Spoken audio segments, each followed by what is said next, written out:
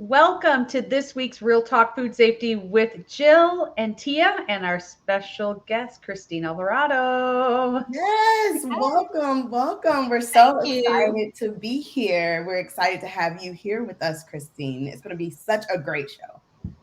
Thank Yeah. you for inviting me. I'm excited. Yes. Well, when people talk about like how do you change your questions, change your life, and why there's left turns in life, like Mhm. I think we're going to have a bunch of people joining in because Yes. I think that's completely relatable for a lot of people. Yeah, a lot of people talk to us or receive people, even posting on LinkedIn, is that, when should I make that pivot, right? And even when they feel it, right? Like I should pivot, I should do something different.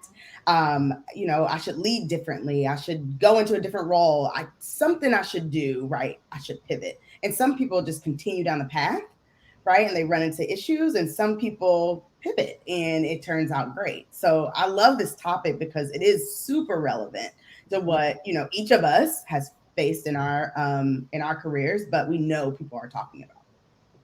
Yeah, Yeah, I agree 100%. And I know y'all are just opening, but I just want to add to that comment because I get really excited about this subject. But We love we it. um, nerd out over it too. Join yeah, us. there's not a right or a wrong to pivoting, right? Like Mm. I'm a go with your gut kind of a person, and if I've pivoted a lot in my life, and sometimes when I pivot and take a sharp left turn, and I'm like, ooh, you know, this is not maybe what I thought it was going to be. There's Mhm. nothing wrong with learning from that experience and pivoting again. So we're not ever stuck in a hole. We can always have the option to pivot, and that's what I love about getting into the mindset of changing the questions that you ask yourself. Mm. Yes. Yes. I love that. I love you saying that you can pivot more than once. Like you don't have to be stuck. If you make a decision, pivot, don't like it, right? You can do something different. And then another word that you said that stands out to me is learning from those experiences and Right. picking up those skills is so important. Yeah. Yes, So yes, it we're is. all about that today. Yes, we are. So if we love to open up to our audience to say, Mhm. drop in the comments where are you calling in from or joining us from, whether you're live or you're on replay. Mhm. And we often talk about what it's like for weather because since Tia and I are in different regions of the US, sometimes Tia's laughing when I'm like, oh, we had 18 inches of snow today. Right. But I'm not laughing today because it's 11 o'clock here and it's already like 92 degrees, which is so not Minnesota. That is wild. I was actually telling my husband about it because Jill was telling me yesterday that it was in the 90s. And I'm like, wow, that is so wild. You all are actually hotter than we are here in Baltimore. I don't get it. And what's it like over? Because Christine, you're in New York, I'm right? in upstate New York, yeah, and I think we're close to you on weather. It's a beautiful, sunny, great day, and it's about 90-ish. Yeah. So, Okay. yeah, Well, I'm glad it's not raining because you all got some rain yesterday, right? it's supposed to rain later. Thanks Uh, to you. It's rained every day, but for now it's I'm in beautiful. Baltimore, so we kind of get it before you all get it. That's So right. That's that's what I have to remember. We're grateful for it all. We're grateful for it we, all. we are. That's right. Claire, it looks like you all are hot out there in Oklahoma. Absolutely. Yeah, you all are hot out Yes, there. for sure. Good, good. Awesome. Yes. Well, hey, and if it's your first time joining us, thank you for being here.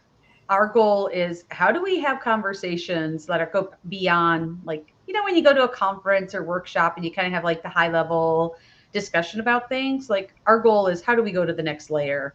How do we open it up and include more voices and perspectives? Because I was thinking about this today. To me, food safety is almost like a hockey game. You guys know my kids play hockey. Like the game moves so quickly. Mm-hmm. And I'll probably do a post about it, but like everything has to work together and we all have to like step up and own our roles and know where we fit. And I think it fits with this like when we pivot. Like if somebody pivots left, then do I need to go right to fill in or where do I go? It's Yes. amazing. And I think that really is a testament to how, even in food safety and quality, like our skills have to adapt for the new game and the new Yes. speed of the game. Yeah. And that's really where we like to play, because we know, because we've been there, like HACCP, PCQI, SQF, all that stuff is really good stuff and important.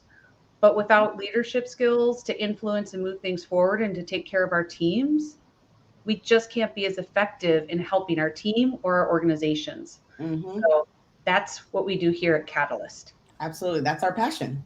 That's our passion. And on Real Talk, we, like Jill said, we bring it to life and we bring in guests and we have conversations because we like to dig a little deeper. And we call it Real Talk because we do have real talk. And we really do talk about how does it impact where you are right now. And the reasons or the ways that we know, right, is communicating through our chat. So please add your comments, your perspective, your questions. We'll try to cover them on the show. If we can't, we actually do go back and answer comments and respond to comments afterwards. And then we're on YouTube, we're on our blog, so you can go back and listen as well. And that's why we love this space on Real Talk. We do. And Abby, you are cracking me up. I love it. In Alabama, where you die a little each time you walk outside. Whew, I'd be melting. Yes, it's hot out there. Thank you for joining. Yes. All right. Well, I'm ready to talk about sharp left turns. Heck yeah. Well, first, there's going to be a lot of people, Christine, people see you in Meeting Place and gosh, all over, because you are a woman in the industry that is a force to be reckoned with. Like, you are paving the way and you are bringing people with you.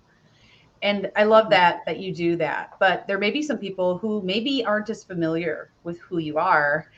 Do you mind doing a quick intro? Like, how did you get into food and food safety? And I know poultry. Sure. Give us a little bit about your background I know. So people know more about you and where to find you. Absolutely.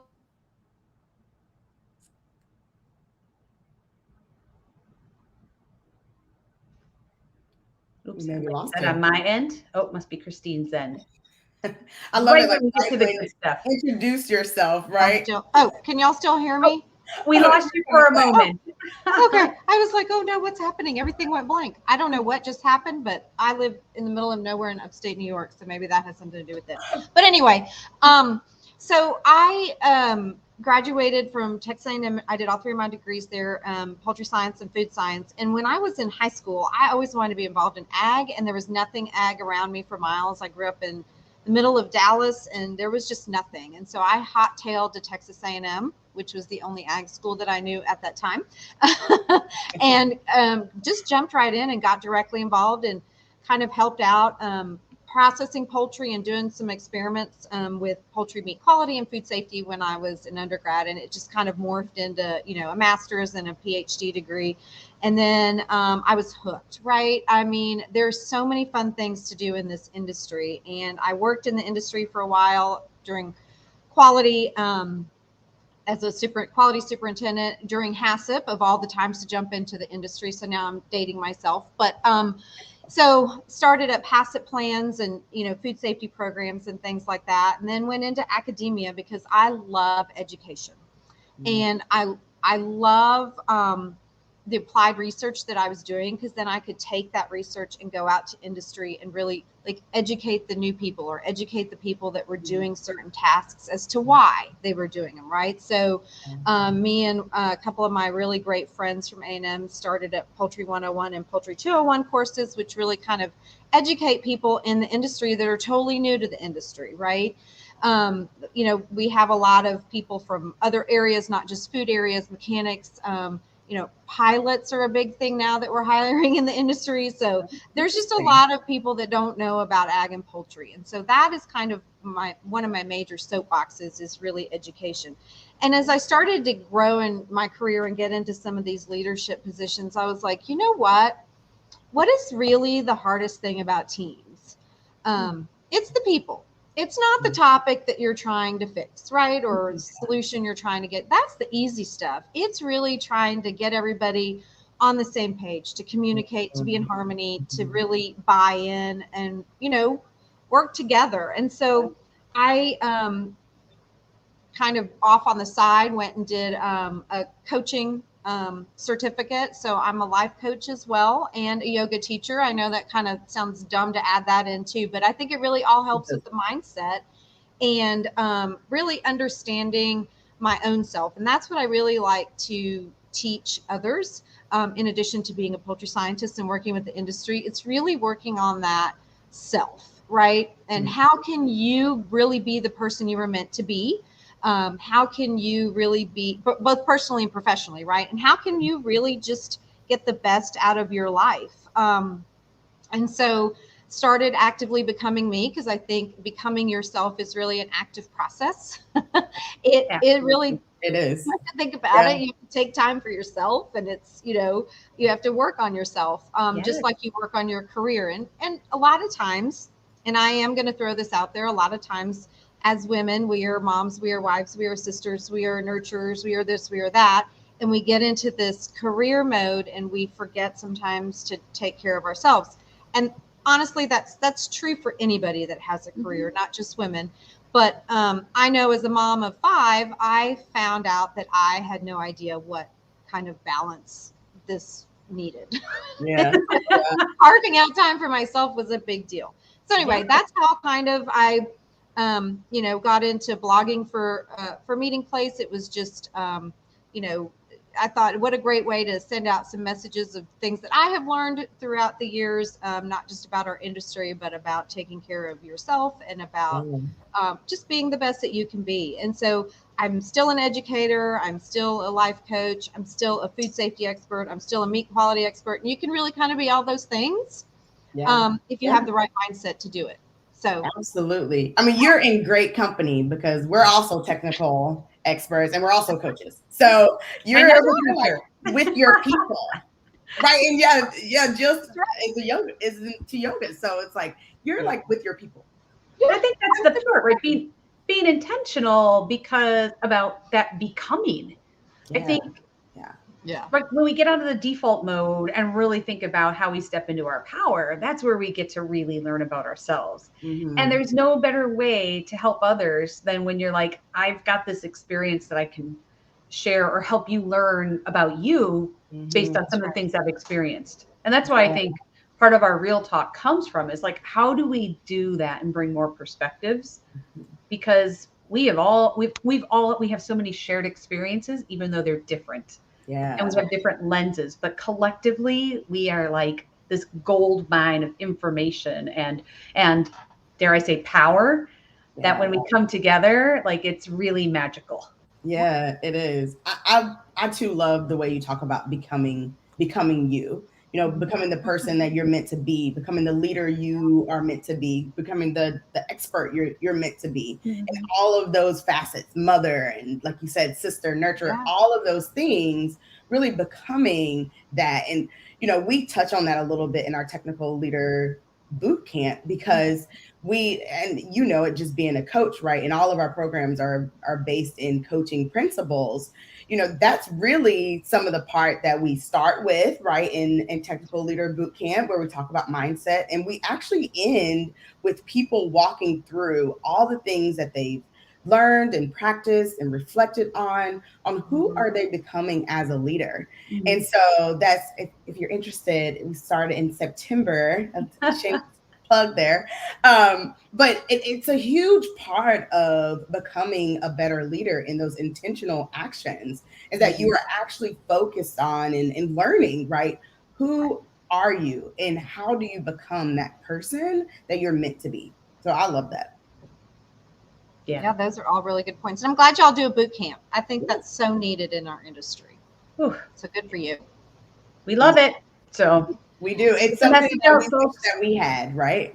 We had growing up in the industry. Exactly, because of our experience. So that's the whole part of like figuring out who we're becoming and how do we make that easier for others. Right. Absolutely. It doesn't have to be so hard. So it doesn't. Okay, I do have a question about some of, as you were introducing yourself, and you said that even in high school you were into ag, but you didn't have any ag around you. Yes. No. How did you why then? How did you pluck out ag from all that? Yeah, I don't know.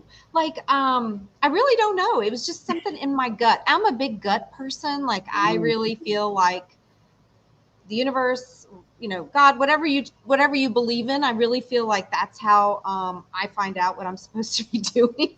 I know that sounds goofy, but I'm really in tune to myself. And so I really can listen to my gut. And I don't know, like I wanted to own horses and cattle, and my parents were city people. I wanted to have a dog. My parents were like, what? Like, why would we do that? And so I don't know. I just literally, I had just, I was born in upstate New York. So when we moved to Texas, I was very, very young. Ever since that time, I literally just back then, we didn't really have the internet. We didn't really have cell phones or any of that at your fingertips, right?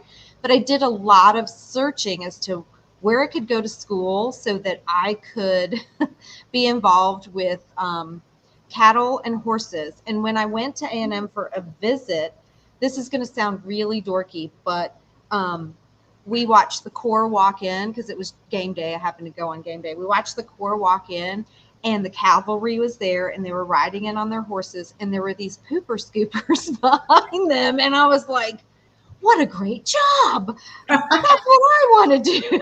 That's so awesome. I want to come here. They have horses and they're scooping poop. And I thought, okay, whatever. So, it took me a while to get into poultry. I did a bunch of stuff with beef cattle too. And, I really haven't talked a whole lot about that, but, anyway, so that's kind of, I don't know. It was a gut feeling, and I went down there and I just knew in my gut I had to be there, and it was a place for me to be. And ever since, that time, I've just kind of grown into ag and who I was meant to be.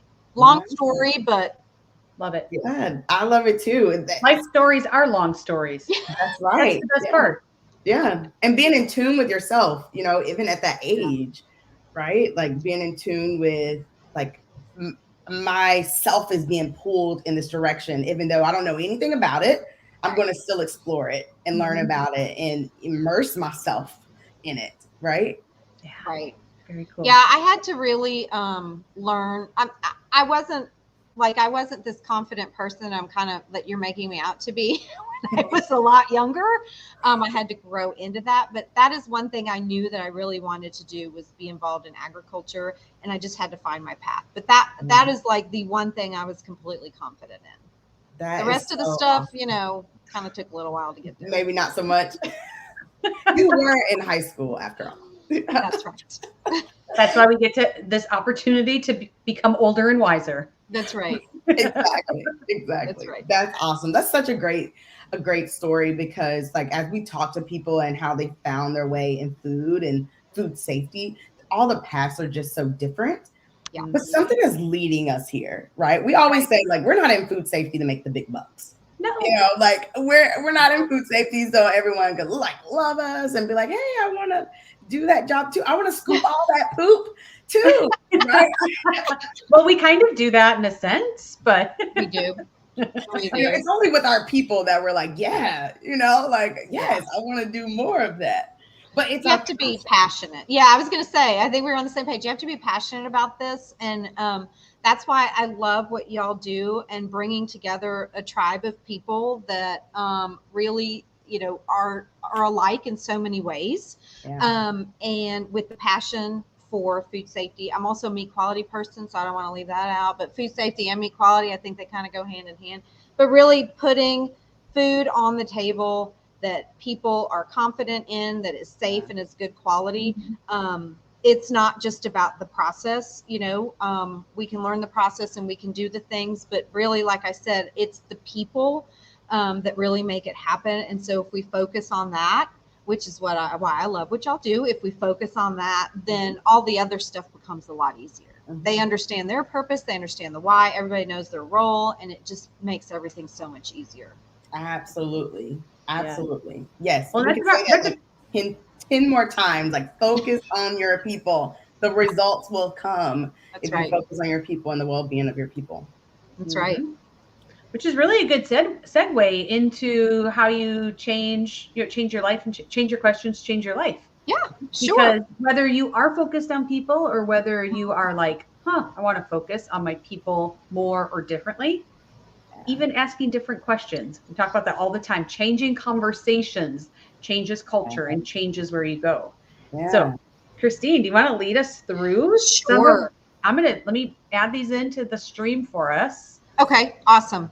So I did PowerPoint. I know I'm not going to PowerPoint everyone to death. I promise. I'm not that kind of academic instructor, but I like for people also to have some visuals, and it also keeps me on track because I get really excited about topics, and then I all of a sudden take sharp left turns in my talks, and we don't always end up at the end where, you know, kind of where we are meant to be. So part of this is for me, but part of this is also to have something to look at. So I did not obviously invent any of this Change Your Questions, Change Your Life, but this is based on a really good book, and we're going to talk about it in a workbook that I'm going to talk about here in a few minutes. But just to get a little thing started, what we're going to do today, I've already kind of introduced myself, so we're just going to gloss over that real quick. We're just going to talk about impactful books, because I always think it's a great place to learn from others what has impacted everyone the most. And then I say grab a paper and pen, because I already talked about my age. I'm not going to hide that. It's 52. I grew up in the era where we did grab a paper and pen, but we also have a comment stream.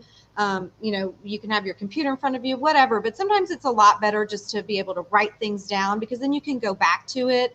You can think about what you wrote. So I'm a big believer in being able to write things down. So if we go, continue on, I've talked about me a little bit, but the only thing I really wanted to bring up a little bit more is one of my strengths. And for some reason, these slides are kind of off. Maybe it's a different size slide. But anyway, the learner is a big part of who I am and a big part of who I've always been. I really always want to know the why behind things. Maybe that's what drove me to get my PhD. Maybe that's what drove me to be in this industry, because there's a lot of how can we do better? There's a lot of whys in our industry of what we do it, why we do it, how we do it. So I'm a big proponent in always being a lifelong learner, and I use that term even before it became popular on the academic side. But you know, to get out there and learn a new language, or get out there and travel and learn a new culture, that was going to be my second thing to do in life, was be an anthropologist, because I love cultures. But obviously, I'm in the food industry, so this worked out really well. I did have a backup plan though. So that's kind of what we're going to talk about today, is how to really just be a learner. And there's a few keywords associated with this. I've kind of been through who I was. I know this is recorded, so you guys can always go back and look at my track record of my, you know, what I've done and how I've gotten there. But let's just jump in and dive right into this whole Change Your Questions, Change Your Life. So this is where you can get your paper and pens. You can open up the comments. You can grab your computer or your phone or whatever you're going to take some notes in, because I do have some questions for everybody. All right. That's what we like. So that way we get good takeaways. Yes. Yeah. So before we get started with the questions, I think I did skip a quick slide, but what is everyone's favorite book, most impactful book? So think about that. Think about what really kind of brought you to where you are today, and just kind of put it in the comment section. And that way we can all just kind of look at that, and we can just kind of maybe get some ideas from others. You know, the 7 Habits of Highly Effective People, can't even talk, was a great book for me, especially when I was younger. More recently, I have found this book, Change Your Questions, Change Your Life. I'm going the wrong way. Change Your Questions, Change Your Life. And it's by Marley Adams. And she also has a really great workbook. I'm going the wrong way. There we go. She has a really great workbook.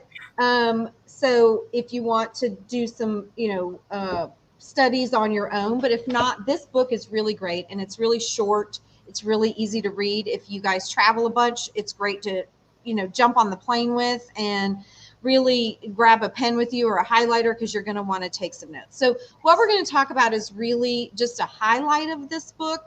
If you want a lot more information, then, you know, just go grab it. My first copy I actually found in the library, so they may or may not have it depending upon where you are. But if not, you can get it on Amazon or those thrift books, and it's a pretty inexpensive book. And I promise you that it'll give you some things to think about. So with that said, I'm going to read some questions to y'all out loud. And I want you to think about how these questions kind of make you feel. So emotionally and physically, like how do they make you feel on the emotional side? But then also notice your body, like what is your body doing, and is it changing based on these questions? Okay, so I'm going to read you two different sets. The first set I'm just going to start with, and then we can talk about it, and then I'll read the second set. So the first set is, what's wrong with me? What's wrong with him? What's wrong with her? Whose fault is this? How can I prove I'm right? Why is he or she so clueless, and why are they so frustrating? Why can't they just listen to what I'm telling them to do? Haven't we been there and done that before? Why bother? So that's the first set of questions. And Tia and Jill, I'm going to put y'all on the spot now since you can't really ask audience questions, but I'd love for the audience to add in on the comment side. How did those make you feel? Ugh, cringe. Yeah. That's a good word. Cringe. Right. And honestly, I could feel it, like, when you talk about physically, like I feel like by my throat, like this sensation, which I'm going to assume is some of the, like, just vocalizing, like, are these the things to be saying? Right. Yeah. And you guys are life coaches. You probably know where I'm going on this, but those questions still have that same reaction. So Tia, did you have that same or similar reaction? Yeah, I felt like, well, I immediately thought closed mindset, Ooh. but it almost made me think like if I was working with this person, it was almost like a wall, right? Like I can't walk past it. I can't go. I can't get to the end results.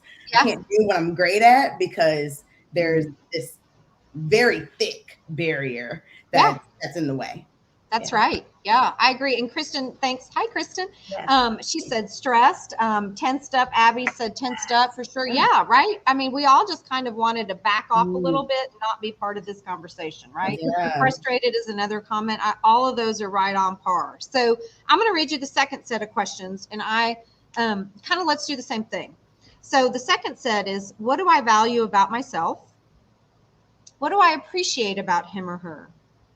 Am I being responsible in my actions? What can I learn from him or her?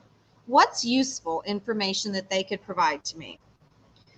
What is he or she thinking, feeling, and wanting out of this conversation? What are the best steps forward for all of us? And what's possible? So, kind of flipped, right? So what do we think about that? How did that make you feel? Tia, do you want to go first? Yeah, I'll go first. To me, it was almost like promising or like rays of sun, right? It's more of like this growth. And it's from the perspective of me, right? Like not the other person, you. It's more about how can I learn? How can I contribute? Awesome. How can I be an asset? That's right. So I mean, that made me happy. Yeah. Good point. Jill, what about you? Yeah. The things I jotted down was that they felt kind and loving, and I felt calm as you were saying them, yet curious. And drawing off what Tia had said about the other ones, that they were closed, like these were opening. Yeah. Like they were inviting. Very good. Yeah, and I think we've hit the nail on the head with that. I don't know if the audience has any comments, but feel free to add in because I'm going to stay on this topic just for a second.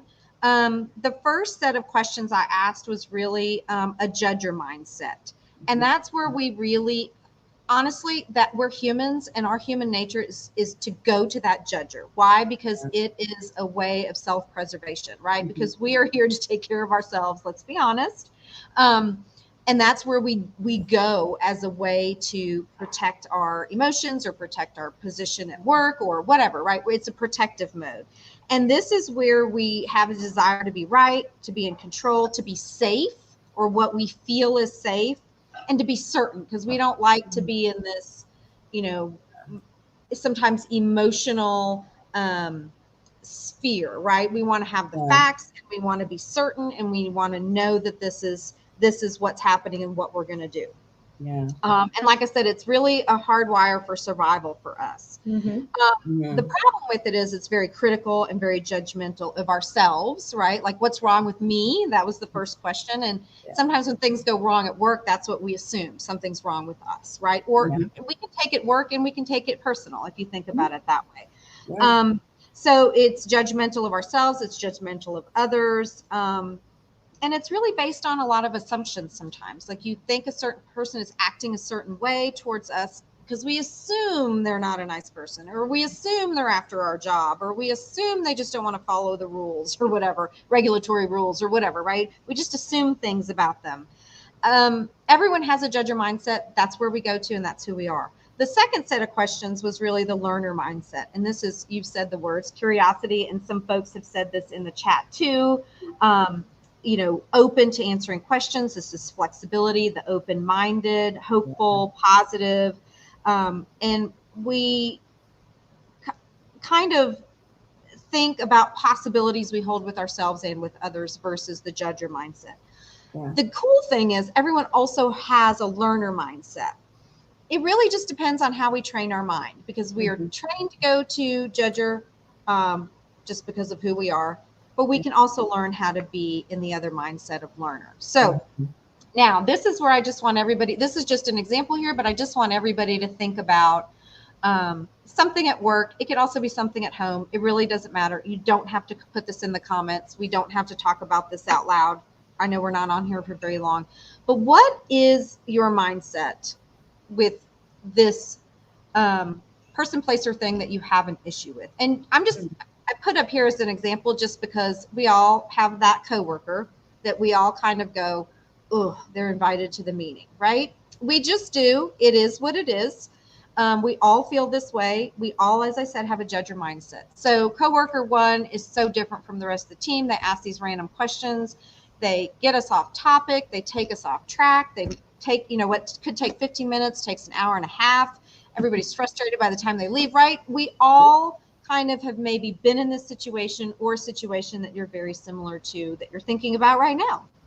I also put a friend one on here too, just because I wanted you to realize that there can be personal and professional with this judger and learner mindset. And when you ask change your questions and change your life, this can be personal or professional way to think about things. So this is the nitty gritty to everything. And we're going to go back to that coworker one here in a little bit, but this is the nitty gritty of this amazing, I keep going the wrong way, this amazing book.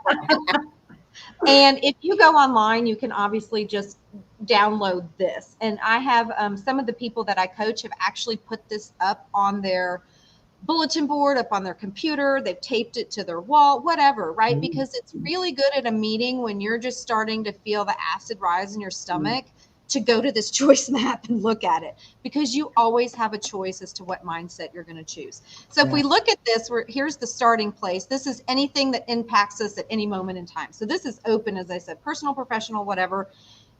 In this example, we can take the coworker one, or we can take whatever example that you're thinking about. And we oftentimes just go down this judger mindset immediately. And we do the eye roll and we're like, what is wrong with this person, right? We all thought that. I don't think anybody out there, has not thought that at some point. So that just means we're normal, right? So if we continue down this judger mindset with some of the questions that I asked earlier, whose fault is this? How can I prove I'm right? Why won't they just listen? We have these automatic reactions, both physical and mental. So we're blaming other people. We're not taking responsibility. We don't have an open mind. We are blame focused, right? Whose fault is this? Who can I blame? It wasn't my fault. I didn't have anything to do with this decision. And it's always going to be a win-lose. Always, always, always. Somebody's going to win. Somebody's going to lose. And that's not really how we get what we need to happen at work, especially with team meetings. Right. So you're always going to end up in this judger pit. And I kind of like this judger pit because to me, it's like quicksand. Like you're never going to get out of it if you don't do something. Right? In that cycle, and it does. It just keeps going and going and going. Yep. And it just keeps you in this little mud pit. And it's hard to get out. Like once you're in, it's hard to get out. Absolutely 100%. So if we just look at the other options that we have, if we look at this learner mindset, And we start asking a few more of those internal based questions, a few of those curiosity, open-minded, and appreciation questions. We go down this learner mindset path. And notice that the learner mindset path is kind of going down this path. It's kind of going towards the climbing of the hill. And that doesn't mean like to be somebody's boss, right? But you're moving in the direction that you want to be. This is your way to get people, to summit, personally, your own professionally. becoming.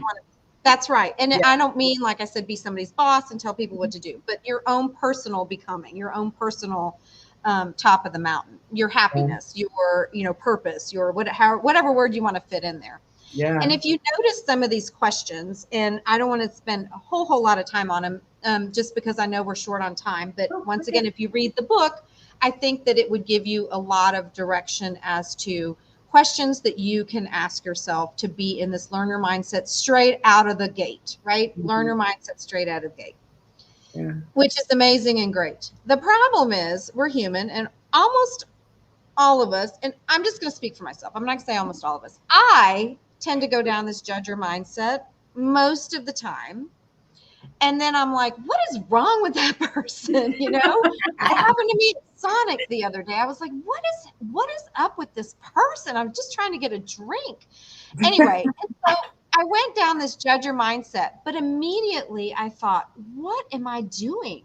And I switched lanes. I really switched lanes. I thought, you know what? This person is obviously having a bad day. This is not about me. I really need to give this person an extra big tip because they've got something going on in their life that they really need help with that has nothing to do with me. And I totally switched lanes, and it ended up that this person at Sonic was having an awful day. And she really cried and talked to me about things. And, we had a nice little chat by the little Sonic drive-thru. And she just needed somebody to hear her, right? Yeah. And I'm hoping that she went on about her day a little bit differently because she was able to talk through some things.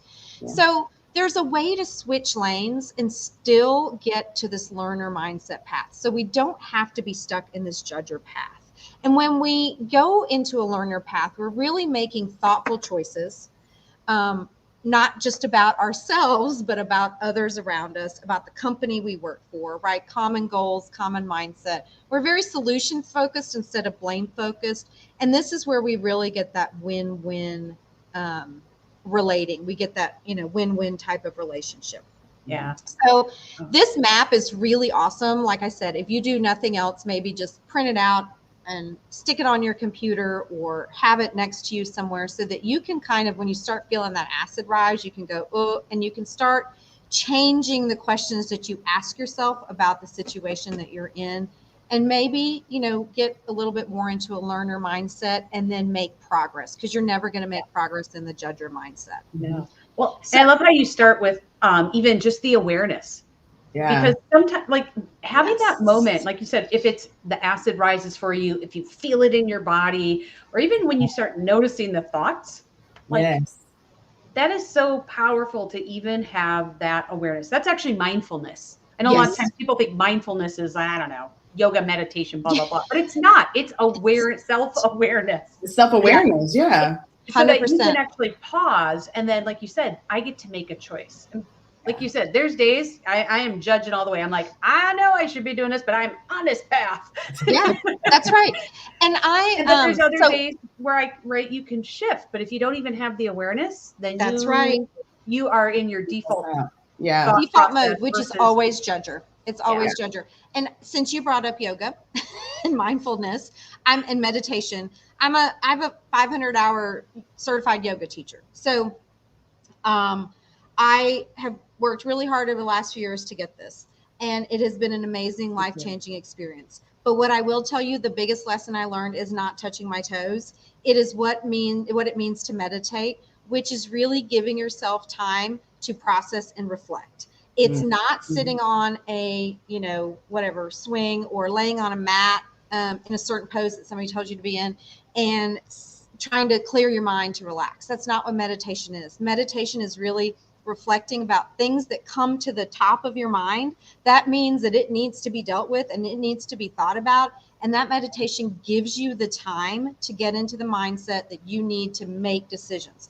And that's a great time to start really asking yourself these same questions. So you can do it when you're meditating, you can do it in a meeting, just look over at this, right? I used to carry something in my wallet. It wasn't, I feel like I could maybe make a choice map and wad it up, but I just had a couple of questions that were very similar to these about, what do I want? What are the facts? What assumptions am I making? And it really just I would pull it out sometimes and just, because you never know when you're in the grocery store and you run into that person, or you're at Sonic, or, you're in a meeting and you just need a card to pull out and go, okay, pause. What am I doing? Yeah. And how can I think about this differently? And that is all we need sometimes. You just need that pause and that one question that can change our total direction. So this is a great map. Once again, it's in this book. You can find it online as well. And there's even a blank one that you can kind of write your own questions in there too, which is kind of fun to do, I think. But I think it's a great thing. So just a couple of lessons. So the questions that we ask ourselves and others are either going to take us down that learner path, which is a purposeful path, or into the judger pit. And I'm really honestly, at the end of the day, nobody really wants to be in the judger pit. Let's be honest. It's not a fun place to be unless you're out on a Jeep on Saturday and you're mudding like Chris and I like to do. But at the end of the day, we come out of that mud pit, we take a shower, and we're back on, and so there's no really reason to be in that judger pit. And the way to not go into that judger pit is switching the questions, because we have the power to ask ourselves questions that are either going to take us to the judger or to the purposeful path that we have. So author Marley Adams, I keep doing that. I'm obviously not good at cameras. Sorry about that, y'all. But they have 12 questions that, they kind of developed. And these are the 12 questions that she kind of put forth, and it's actually in that diagram that I just showed you. But these are the questions that are going to take you from judger to learner. And maybe it may not be all 12 questions. It may be just one question that means something to you, that you memorize or that you write down on a piece of paper, or that you can, it's on your phone, whatever you need to do to grab it whenever you feel yourself going down that judger pit. Because like I said, that's the path that we are always just prone to take until you really change your mindset.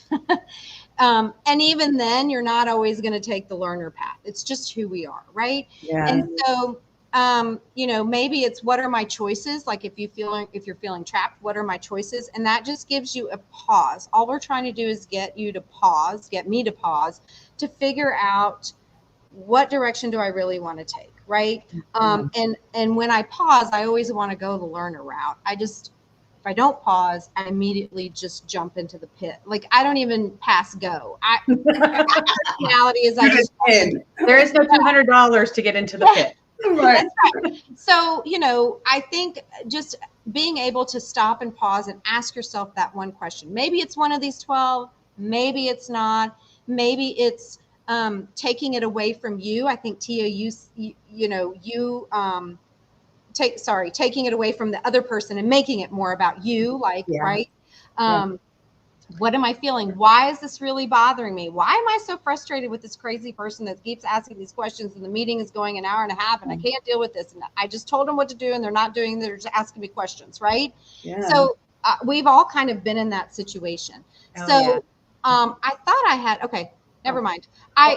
Going back to the coworker question.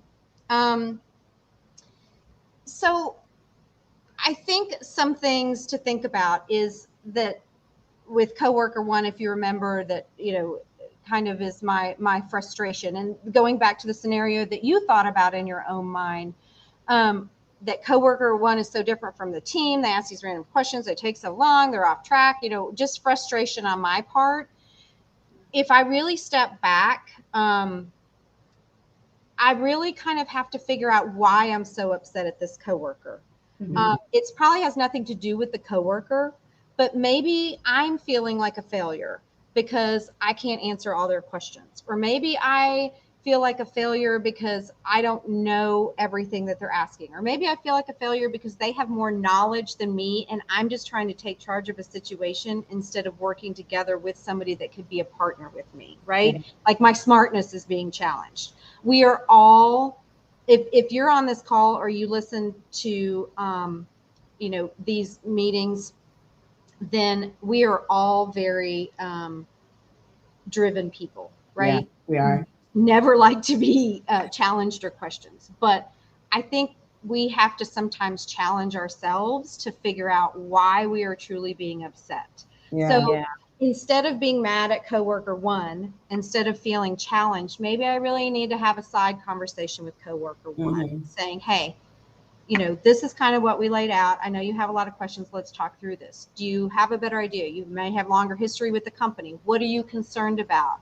Are you worried about, product safety? Are you worried about how you're going to respond to decisions? Do you want my job? I mean, don't say that, but you know what I'm saying? Really figure out what is it? Going on. And that's where the learner mindset really and truly comes into play. So part of that is really getting yourself to pause is the number one thing, getting yourself back on a learner mindset, and then figuring out the questions that are kind of listed here as to really figuring out the answers that you need to go down that learner path instead of being in that judger pit.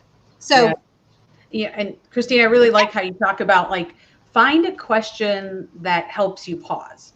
Yeah. So I know Tia we always talk about, and I try to do this more and more often, but like when I find myself, when I do create a little pause, right, I try to do the story I'm telling myself about this is, right. And then how do I fill in the blank? Because it's all the things you talked about, like, well, I'm feeling insecure, or I am feeling like they're trying to take over, or that they're trying to do this, or, it's usually about them. And then I'm like, oh, that's a story.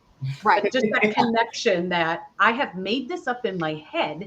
Yeah. And I have no understanding, or I have no information to tell me which parts are actually fact, or that I just made up because my brain is trying to protect me.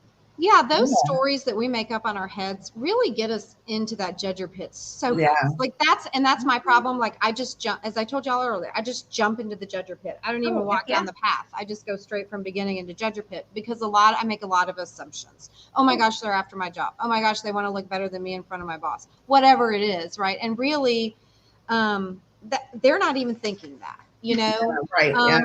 It's like that man and woman that it's a meme out or whatever, and he's not talking to her. They're about to go to bed or whatever, and he's not talking to her. He's totally ignoring her, and she's like, oh my god, he wants a divorce. Oh my god, he doesn't love me anymore. Oh my god. And he's like, I wonder if I should have an omelet or cereal for breakfast. Right. But it's the truest thing in the world. Like you have no idea what other people true. It's so true. I think one piece that kind of leads you there. I like that question of like, what am I missing, or what am I avoiding, or what am I protecting? Yeah. Right. And I think it's really around. It always comes back to yourself, and I think it comes back to our values and what we care most about. When I think about the coworker example, I think about what I valued in that moment. And one of the values that I've always had as a leader was that I build relationships and I work well with all people. That means even that coworker, right, that might seem difficult to some. And so typically, right, like if someone is being disruptive, then I feel like that value of working together and building that relationship, like those things are failing, right? Like if it doesn't seem like it is seamless. And so like when I think back to, okay, what am I missing? What's possible, right? Like how do I step in front of this, right? How do I build a relationship before that meeting, right? Just those things kind of thinking through, it allows you to kind of open it up. Versus like, I mean, I could have also gone into the meeting and said, you know what, every time that person says something, I'm going to be there to like rebuttal it. And I'm going to be there to be like, nope, this is it, right? And kind of stop it there. Versus like, Christine, I mean, it was like you were explaining the situation that I was thinking of. And it's like having that conversation ahead of time. Like, what am I missing as a leader, right? What have other leaders missed in the past? right? Like what I'm making sure that person feels heard, right? And that you're incorporating, right, all the good stuff that they have, but then also talking about why they should be behind the path that we're going down now, right? And why it benefits them, and that all these things, that it might not cover all of these things, but these are some great things that you'll get from it that you are complaining about now, right? And so it's like understanding where your values lie is 100%. the first step to understand why are you starting to move down into this judger path. Yeah. And I think one of the questions, and it's funny because I say this to my I call them my peeps, but my tribe, my your peeps, my friends, but sometimes just the question I ask myself that literally stops me in my tracks is, this is easy because I don't have to memorize any of those other questions, but am I a judger? Like, and sometimes I'll say that out loud. I'm like, am I being a judger? And they're like, mm-hmm. And I'm like, darn it, because but it's an easy question. I love that one. It is. Yeah. And so that's where I can breathe, pause, and ask myself the next question, right? Of where do I want to be, or whatever, Tia, right? You have to kind of make up your own question for that. Sorry, Jill, I interrupted you. No. I love that you even do it with the people around you, because I think, as you talked about, right, this is a journey. Like, we've all been doing this, and like coaches, I still have the times where I'm like, I am down the judger in the pit. I've like rolled in the pit and everything. And I'm still like, oh, how did I get here? Right. Yeah. Right? And so I think even as we think about like, it's changing that neural pathway takes time, and it's over and over and over. And so I think sometimes even like, right, we have people that come through our coaching programs and they're like, I did really great. And then when I went back, you know how it is, you go back and you kind of like fall out of the habit in the practice. And we're like, yep, that's why it's one thing at a time and one step at a time. And it's all because you fall out of practice doesn't mean the neural pathway has been lost. It's there. Right. It's just waiting for you to send the next neuron down there so that you're like, oh, I remember. Yeah. And so the more you do that with people around you, then they can also help remind you and ask that question, right? Wouldn't it be awesome if I was like, hey, Christine, are you being a judger? And you'd be like, I don't take offense to that. Thank you for helping me pause for a moment here. Yeah. I think we can all help each other do that. Sorry. Go ahead. I agree. I also want to call out, like, some people are like, well, I don't really judge, right? Like I'm not really judging other people, right? Like I save that judgment, and like people find that they might feel a little weird about you judging other people. But I think it also too relates to you judging yourself. And that was the first question, right, that you said. And so I kind of want to like shine a light on that for a minute and say, like, you saying, I don't have the right skills, or, I'm a failure in this situation, or maybe I'm not the right person for it, even though someone thought I was. All those like downing things that you're saying to yourself, you're judging yourself. You're on that path of judging, right? You're just doing it all to yourself versus asking yourself, like, how can I be an asset? How do I figure my strengths and all of those other things? And so I think some people are like, nope, I don't judge. I don't judge. But then they find themselves judging themselves. Like, that's right. Like really like hurting themselves in the process and like bringing themselves down when that learner path is even about learning about yourself. Right. And that's, go ahead. I always think with that, even though we think, gosh, I'm not judging others. Here's what I've learned, because I judge myself. Even when I thought I wasn't judging others, because I couldn't deal with my own judging, I was still judging others through that lens. Right. No matter how kind I thought I was being or how I was trying not to, my judging still translated, even unconsciously, to judging others. Absolutely.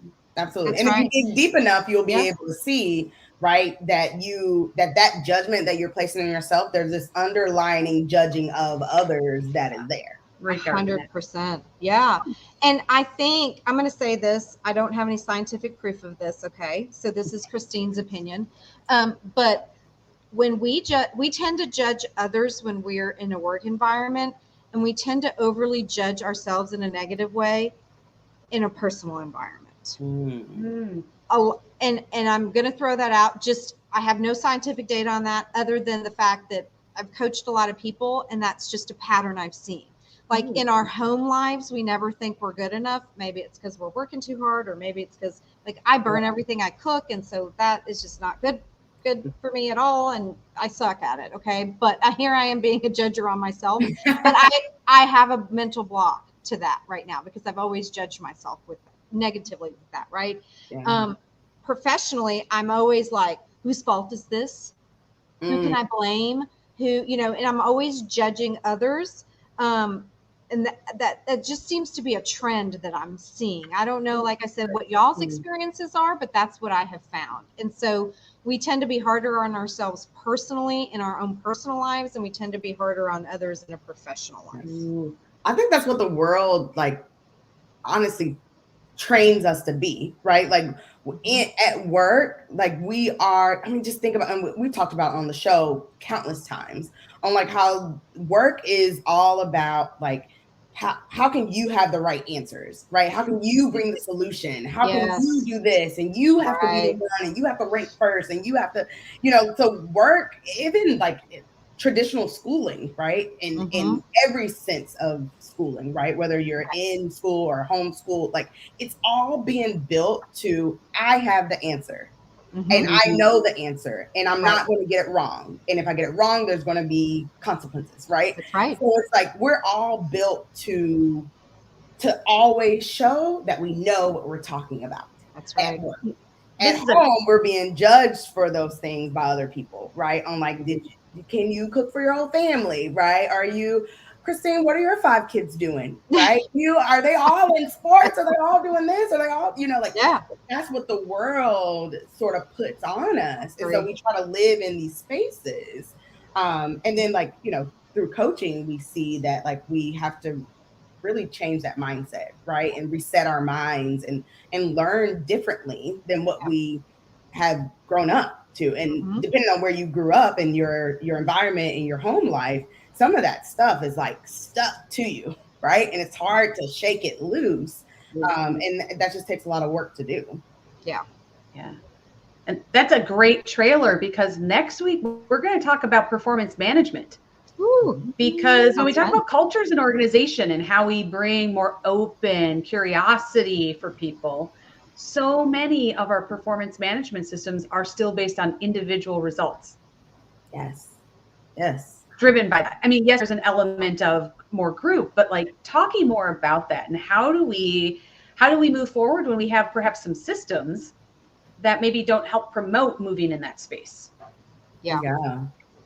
So, and something to think about that, I meant to say this earlier, is that some people really want to be in that judger mindset. They feel like they need to be in that judger mindset to be successful leaders because that is what gets them to the top, right?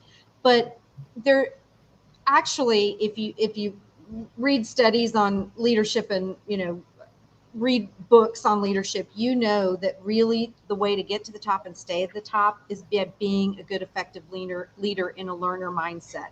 You learn about your employees, you learn what makes them go, you learn what makes them, you know, successfully do their job. You help them become successful. That doesn't mean you're less successful. And I think people think about that, right? That's part of the protection mode. Well, I don't want to help them be successful because then I'm going to look like I'm not successful. And that's not the case. No scarcity mindset.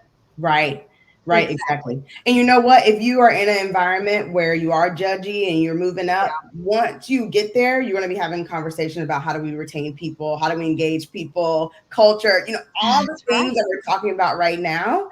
It's one of those things that's like having that, if our leaders had these skills and these tools, right, to be able to stay in this learner mindset or pivot, right? Back into the learner mindset when these natural tendencies of being a judger takes over, then we'll be having a very different conversation around culture right now and intention, engagement and retention. You know, I don't know, but then maybe Catalyst wouldn't have maybe we'll be doing something else with our time. But it's one of those things on why we're so passionate about this is because we know that leaders who do have this learner mindset are a lot more successful as leaders, but also as business partners, right? Yeah. Business results and profitability and all those things that we really, really want. And we kind of started the conversation with this, is that in order to get those business results, you have to invest in your people, and you have to invest in your people and give them the right tools to be these great leaders. Yeah. That's right. And personally too. I just don't want to give up the personal side of things. This learner judger thing happens at home too. Happens with your kids, happens with your spouse, your, what a significant other, whatever. Your friends, it happens. And so to be able to do it across the board, across your entire life is really a life changer. It really is. Change your questions, change your life. I'm going to get this right. In the middle. Yep. Get the book. And then you know what? The shameless plug, right? Our next boot camp starts September 12th. Yes. The perfect time to go, how do I want to lean into leadership different? How do I want to use coaching principles to help me really think and reflect about kind of where I'm at, how I contribute, and how I want to view others and be engaged differently, because change your questions, change your life.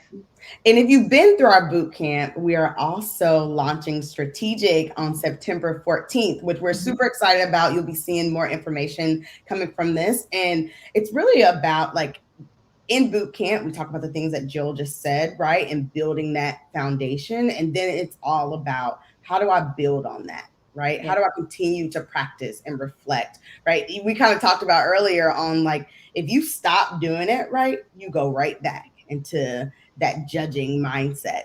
It's all about, how do you continue to practice and reflect and progress. Because as you grow as a leader, you need different skills as well. Absolutely. Absolutely. So we hope to see you all in our cohorts. We do.